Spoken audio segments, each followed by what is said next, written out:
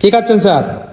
আজকে এই যে বারবিকিউ, বিসমিল্লাহির রহমানির রহিম। আজকে শুরু করছি। রুটি হচ্ছে 1 2 3 4 5 6 7 8 9 10 11 12টা রুটি।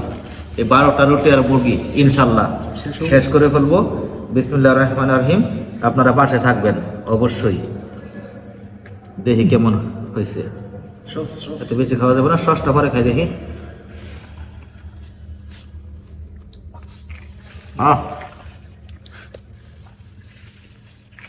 রুটি শেষ করবো ইনশাল্লাহ। আর মাত্র 2টা ইনশাল্লাহ। আসলেও এরকম খাবার কোনোদিন খাই নাই।